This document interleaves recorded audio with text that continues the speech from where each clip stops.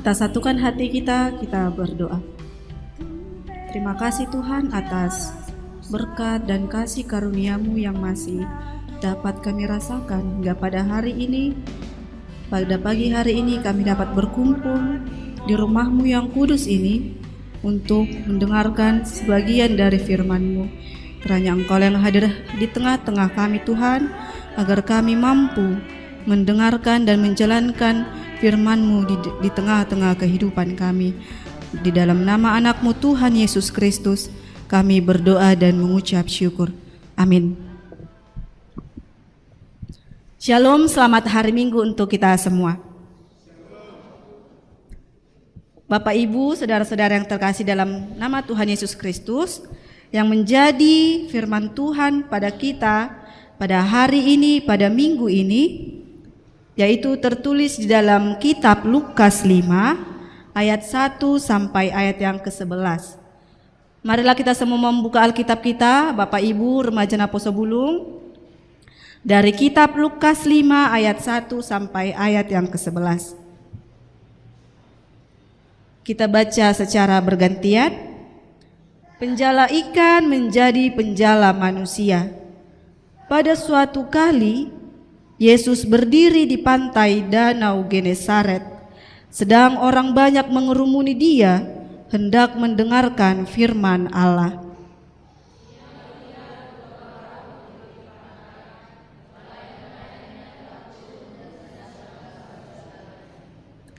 Ia naik ke dalam salah satu perahu itu, yaitu perahu Simon, dan menyuruh dia supaya menolakkan perahunya sedikit jauh dari pantai. Lalu ia duduk dan mengajar orang banyak dari atas perahu.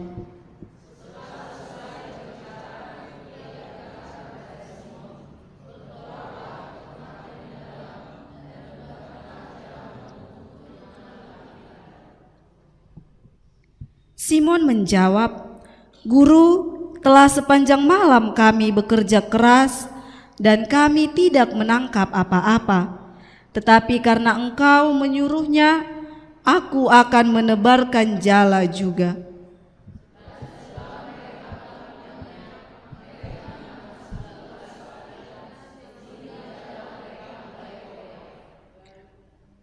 Lalu mereka memberi isyarat kepada teman-temannya di perahu yang lain supaya mereka datang membantunya. Dan mereka itu datang, lalu mereka bersama-sama mengisi kedua perahu itu dengan ikan hingga hampir tenggelam.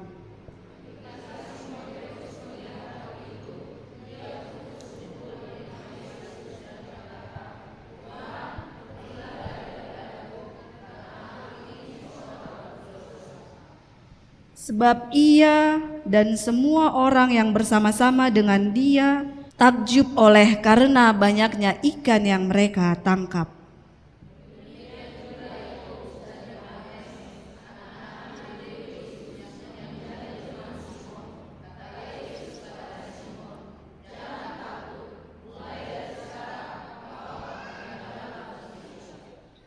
Dan sesudah mereka menghela perahu-perahunya ke darat, mereka pun meninggalkan segala sesuatu lalu mengikut Yesus. Demikian firman Tuhan. Bapak Ibu, saudara-saudara yang terkasih dalam nama Tuhan Yesus, pada minggu ini kita sudah memasuki minggu kelima setelah Epifanias, dengan topik minggu dipanggil menjadi penjala manusia, Dijou Gabe si Jala Jolma. Bapak Ibu yang terkasih, apakah kalau ditanya kepada kita, apakah yang dimaksud dengan penjala manusia? Dalam hal ini dikatakan menjala manusia bukan berarti menangkap orang. Kutangkap si A, kutangkap si B, bukan.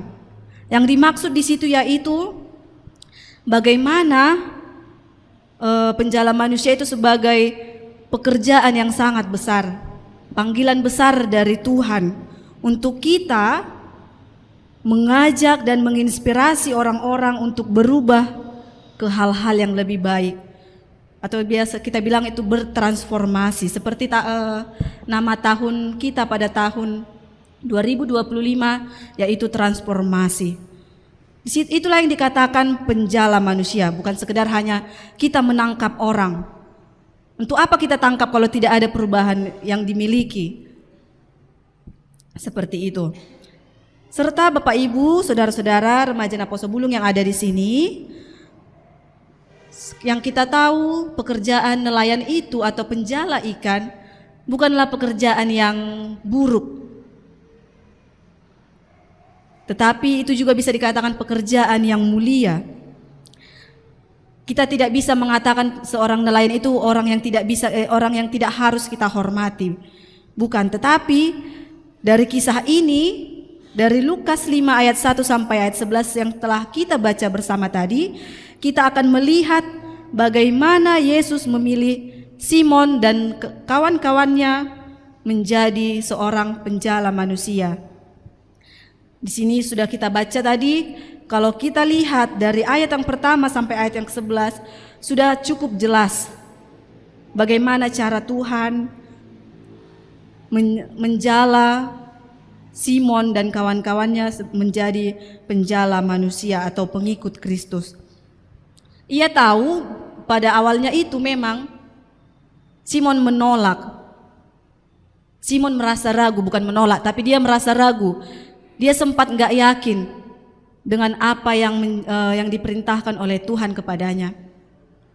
Tetapi melalui pertemuan pertama oleh Simon dan Yesus di Danau Genesaret pada masa itu, sangatlah pertemuan yang sangat mengesan dan bermakna bagi mereka. Mengapa dikatakan demikian?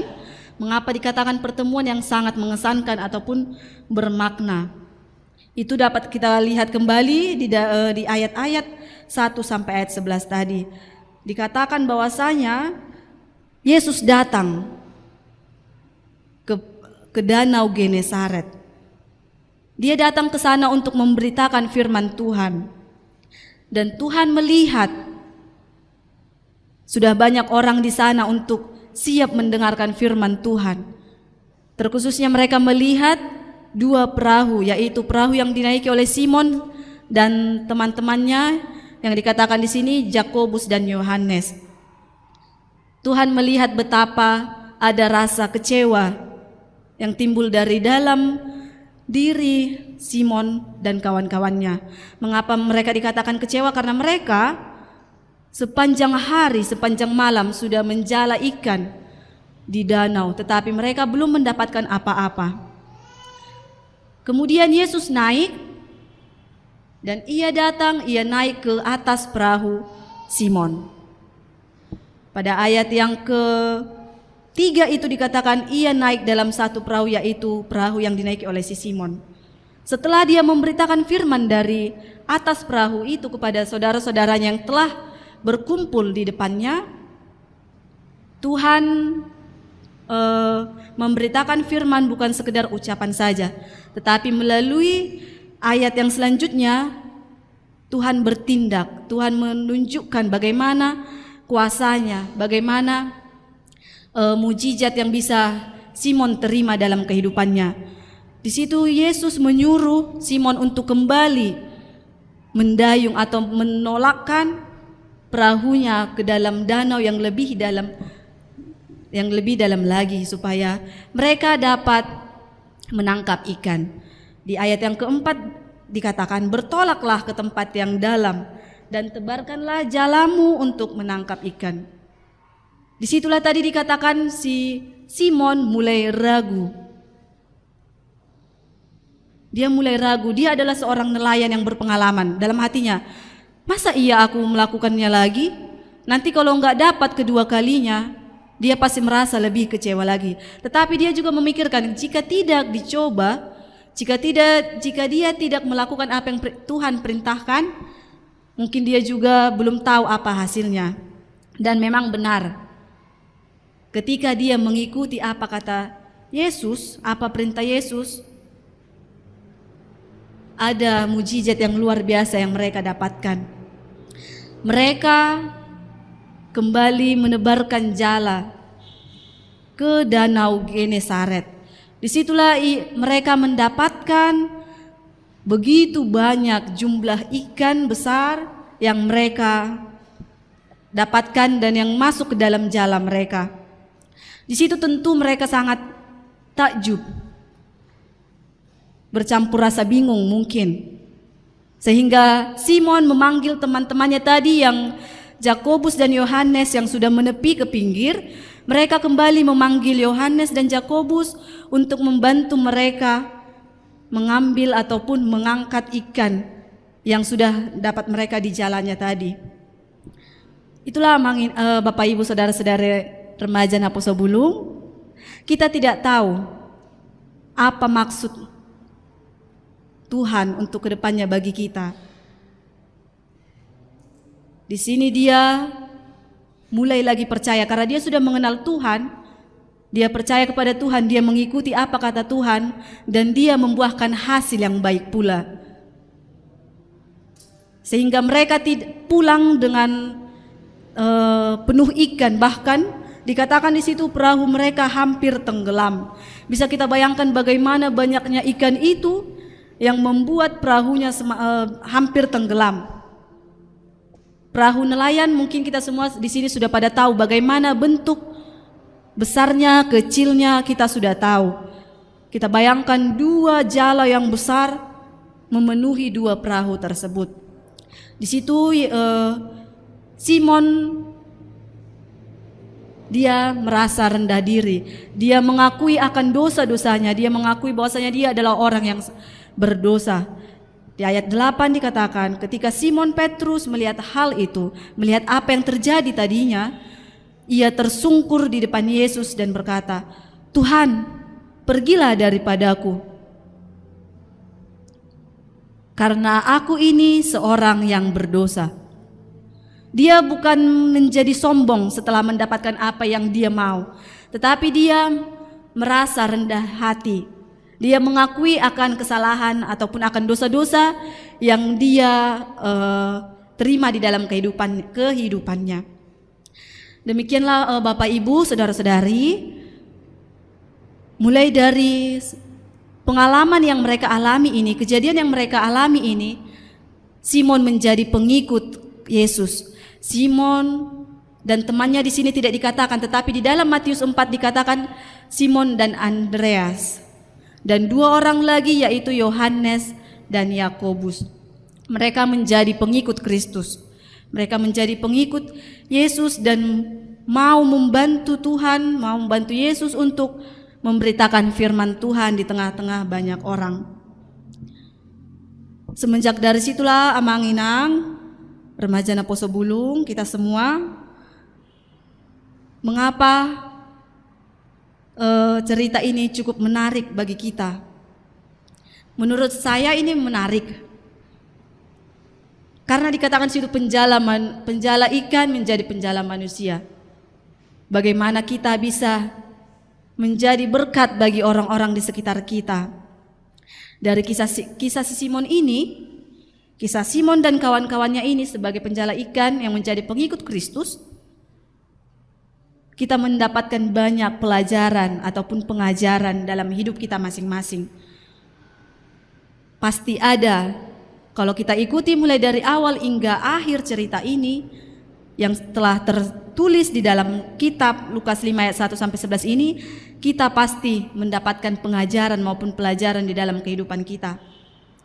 Tidak semuanya, contohnya tidak semuanya yang kita lakukan, tidak semuanya usaha yang sedang kita kerjakan langsung berbuah begitu saja.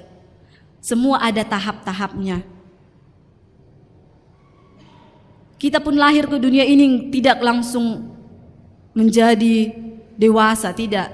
Tetapi mulai dari kecil, mulai dari kita dibentuk dalam rahim ibu kita. Itulah yang dikatakan tidak semua yang kita lagi usahakan harus langsung berbuah di hadapan kita, langsung berhasil. Tidak. Tetapi Tuhan mau melihat bagaimana kita percaya kepadanya, bagaimana kita mampu melewati setiap tantangan dan rintangan di dalam kehidupan kita. Tentu kita harus melewati berbagai rintangan itu. Walaupun itu rintangan yang tidak mudah. Tidak ada rintangan yang mudah. Namanya juga sudah rintangan, tantangan. Kalau yang mudah kemudahan namanya itu. Bukan rintangan ataupun tantangan lagi. Tentu kita mengalami rintangan maupun tantangan dalam mengerjakan sesuatu di dalam kehidupan kita. Dan Tuhan ingin kita senantiasa bersabar dan bertekun hanya kepadanya. Karena Bapak Ibu, saudara-saudari remaja Naposo Bulung, sering sekali di dalam kehidupan ini kita merasa kita sudah berusaha sekuat tenaga. Udah kulakukan semua apa yang aku bisa, misalnya. Tetapi mengapa tidak ada hasil yang aku terima Tuhan? Pasti sering ataupun mau seperti itu timbul dari dalam diri kita. Itulah tadi bisa kita kaitkan ke ayat yang tertulis di dalam Yeremia 29 ayat 11. Boleh kita semua membuka Yeremia 29 ayat yang ke-11.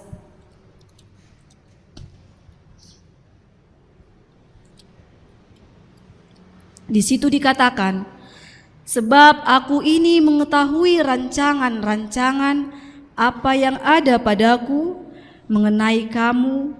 Demikianlah firman Tuhan, yaitu rancangan damai sejahtera dan bukan rancangan kecelakaan, untuk memberikan kepadamu hari depan yang penuh harapan. Rancanganku bukanlah rancanganmu. Di situ sudah dikatakan Tuhan bahwasanya apa yang Ia rancangkan, tentu Tuhan sudah mempersiapkan hasilnya untuk kita. Tuhan tidak semena-mena merancangkan kau nasibmu seperti ini, tetapi Tuhan tidak membantu, tidak. Tuhan selalu menolong kita, mendampingi kita, dan melindungi kita dalam setiap pekerjaan yang kita lakukan di dalam kehidupan kita ini. Kita merasa sudah bekerja, sudah berdoa, ataupun melakukan apa yang bisa kita lakukan, namun kadang pasti merasa gagal. Bukan itu yang Tuhan tuntut dari dalam diri kita, tetapi bagaimanalah kita mampu memberikan diri kita kepada Tuhan atas setiap apa yang kita kerjakan. Bapak Ibu saudara-saudari yang terkasih, remaja Naposo Bulung, dalam kisah Simon Petrus, dalam kisah si penjala ikan menjadi penjala manusia ini, dalam perikop pasal yang kelima, Lukas pasal yang kelima, menunjukkan bagaimana kita dapat mengubah arah hidup kita. Bagaimana kita dapat mengubah arah hidup kita untuk membawa kita ke dampak yang lebih positif bagi orang-orang di sekitar kita. Tidak usah dulu kepada orang-orang yang jauh, terlebihlah kepada orang-orang yang sekitar kita. Seringkali dalam hidup ini kita dihadapkan pada pilihan-pilihan yang besar, pilihan-pilihan yang mengarahkan kepada suatu perubahan, baik itu bisa saja perubahan yang mungkin takut kita hadapi, perubahan yang menakutkan, yang membuat kita merasa ragu, seperti yang dialami Simon tadi, yang membuat kita merasa tidak percaya diri. Namun dengan keberanian dan dengan menghadapi setiap ketidakpastian dan mengikuti panggilan yang lebih besar tadi sebagai penjala manusia, walaupun kita belum mengetahui bagaimana hasil kedepannya, itu adalah suatu bagian dari perjalanan hidup kita yang bermakna. Gak bermakna kalau gak ada rintangan. Istilahnya kalau bahasa gaulnya gak afdol, gak enak seperti itu. Semua harus ada lika-liku yang kita hadapi di dalam kehidupan kita ini. Poin yang kedua yang dapat kita peroleh dari kitab ini, dari Lukas 5 ini, yaitu kepercayaan dan mengikuti atau menaati firman Tuhan. Tentu banyak orang yang menghadapi masalah dan ketidakpastian di dalam dirinya, atau dia belum tahu apa ujungnya, bagaimana ujungnya hidupku ini Tuhan. Mungkin banyak yang seperti itu yang membuat mereka tadi merasa ragu. Tetapi orang yang mengikuti perintah Tuhan, orang yang menaati Tuhan, pasti akan mendapatkan hasil yang baik pula. Pasti dia akan melihat hasil dari kebaikan dan dari ketaatan yang dia lakukan. Seperti ada ilustrasi, Bapak Ibu, remaja Naposo Bulung, di suatu perkampungan ada seorang petani. Mereka di sana pekerjaannya seorang petani. Tetapi dikarenakan pada masa itu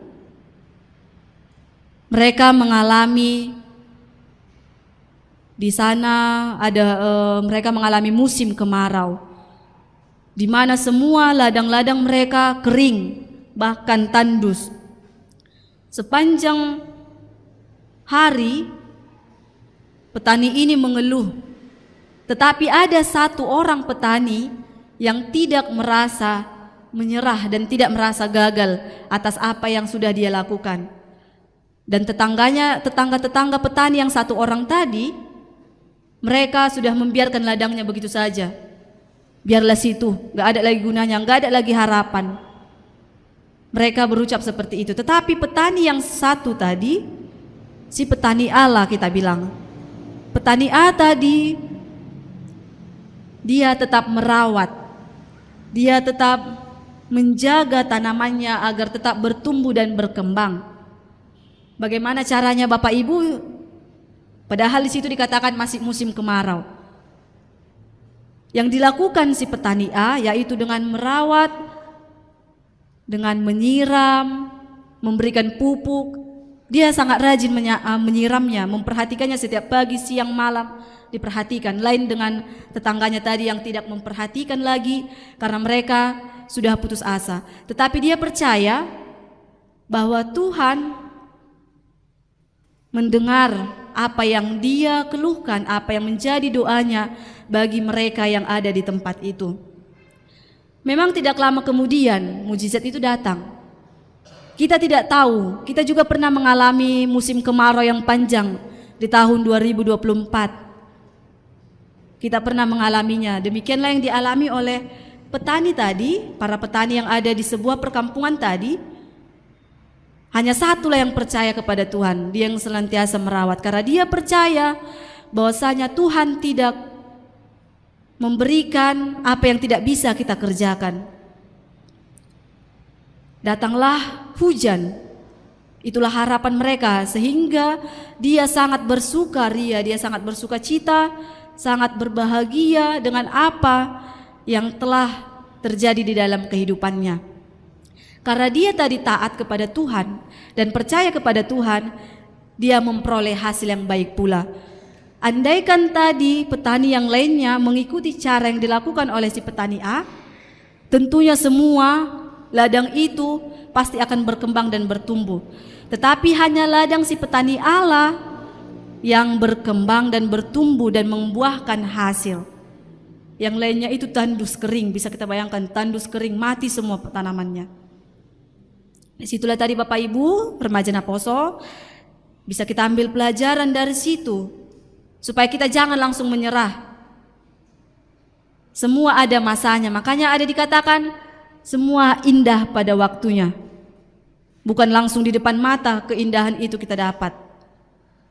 Mungkin bisa beberapa tahun kemudian, beberapa hari, beberapa bulan kemudian. Itulah tadi yang bisa kita kaitkan seperti kisah yang dihadapi oleh penjala ikan yang menjadi penjala manusia dan menjadi pengikut Kristus. Selanjutnya Bapak Ibu, saudara-saudari, adapun poin-poin yang kita dapat dari ayat ini, yaitu yang pertama, terkadang kita tidak melihat apa yang Tuhan berikan kepada kita. Terkadang Tuhan meminta kita untuk melakukan sesuatu yang tampaknya tidak masuk akal. Itulah tadi yang dikatakan kita langsung menyerah, nggak masuk akal apa yang kuhadapi ini seperti itu. Tetapi ketika kita taat, ketika kita kembali percaya, dan memberikan waktu, kita akan melihat bagaimana kuasanya, bagaimana kuasa Tuhan bekerja atas kehidupan kita. Yang kedua, siapkah kita meninggalkan zona nyaman untuk mengikuti panggilan Tuhan? Dikatakan di sini zona nyaman, yaitu ibaratkannya pekerjaan-pekerjaan atau hal-hal kita, fokus kita terhadap duniawi. Kita tidak fokus lagi terhadap panggilan Tuhan. Kita hanya fokus terhadap duniawi. Kita hanya fokus terhadap apa yang kita punya. Kita fokus terhadap pekerjaan kita fokus terhadap uang yang kita miliki. Kita fokus terhadap kekuasaan yang kita miliki. Siapkah kita meninggalkan zona tersebut? Dan siapkah kita untuk mengikuti panggilan Tuhan? Poin yang ketiga dikatakan di situ, berkat Tuhan bukan hanya cukup, tetapi melimpah dan dalam kehidupan kita. Kuncinya di sini dikatakan berkat Tuhan bukan hanya cukup, yaitu kuncinya kita menerima, kita mengikuti dan menaati perintah Tuhan, dan kita taat pada perintah dan firman-firman Tuhan. Yang terakhir, Bapak Ibu remaja Naposo, Tuhan tidak melihat masa lalu kita. Bukan karena kita kaya kita bisa melakukan panggilan Tuhan. Bukan karena kita banyak uang baru kita bisa menjadi penjala manusia, bukan. Tetapi Tuhan melihat bagaimana potensi, bagaimana kemauan kita untuk menjadi alatnya atau untuk menjadi perpanjangan tangan Tuhan. Jangan karena kita memiliki harta, jangan karena kita memiliki jabatan, jangan hanya karena kita merasa mampu atau merasa bisa melakukan semuanya, kita sudah merasa menjadi penjala manusia. Itu adalah pemikiran yang salah. Tetapi bagaimana kita menjadi berkat bagi orang-orang di sekitar kita, sedangkan Yesus di sini mengangkat ataupun mengajak Simon dan teman-temannya yang seorang nelayan untuk menjadi pengikutnya. Dia tidak memilih pejabat menjadi pengikut Kristus, tetapi dia melihat dari orang-orang kecil. Itulah tadi dikatakan Tuhan tidak melihat masa lalu kita. Bukan tunggu menjadi seorang pendeta, diakones, calon atau lain sebagainya bisa menjalankan panggilan Tuhan, tidak. Semua kita bisa yang ada di sini melakukannya. Semua kita diajak Tuhan untuk menjadi penjala manusia, seperti topik kita pada minggu ini, dipanggil menjadi penjala manusia. Artinya Tuhan tidak melihat kita orang lemah. Orang lemah pun adanya yang Tuhan selamatkan, adanya yang Tuhan panggil. Bukan hanya orang kuat saja, tapi apakah kita mampu menerima panggilan tersebut? Tetapi Tuhan memanggil kita dari segala keterbatasan kita. Tidak ada manusia yang tidak memiliki keterbatasan, pasti masing-masing mempunyai. Mungkin kita tidak mengetahui ataupun ada yang mengetahuinya. Tuhan yang akan memampukan kita dalam menghadapi setiap cobaan di dalam kehidupan kita. Marilah kita merubah hidup kita. Marilah kita menjadi penjala manusia di tengah-tengah kehidupan kita, memberitakan firman Tuhan, mengajak dan menginspirasi, memotivasi saudara-saudara kita yang ada di sekitar kita. Marilah kita untuk saling peduli satu sama lain. Kita percaya bahwa Tuhan pasti memampukan kita dalam setiap apa yang kita lakukan dan kita kerjakan di dalam kehidupan kita masing-masing. Amin. Kita berdoa. Terima kasih Tuhan atas firman-Mu yang telah kami dengarkan pada hari ini. Pada pagi hari ini kami telah mendengarkan firman-Mu melalui kitab Lukas 5 ayat 1 sampai 11. Tuhan, terima kasih atas inspirasi yang Engkau berikan di tengah-tengah jemaat-Mu HKBP Petra ini Tuhan. Kiranya Engkau yang senantiasa memberkati kami, menuntun langkah kami, agar kami mampu menjadi penjala manusia di sekitar kami, agar kami mampu mengajak teman-teman kami agar kami mampu menjadi perpanjangan tangan Tuhan, menjadi alat tangan Tuhan di kehidupan kami ini dengan menyebarkan firman-Mu serta menyebarkan kasih yang daripadamu.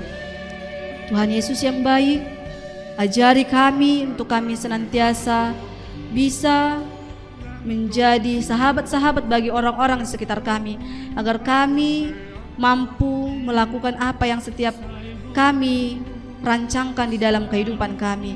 Kami semua adalah orang yang tidak pernah luput dari kesalahan. Tuhan, kiranya Engkau yang senantiasa memberkati kami. Banyak keterbatasan yang kami peroleh, yang kami punya di dalam kehidupan kami. Kiranya Engkau yang senantiasa memampukan kami menjalankan setiap hari-hari kami di kehidupan kami. Di dalam nama anak-Mu Tuhan Yesus Kristus, kami berdoa dan mengucap syukur kepadamu. Amin.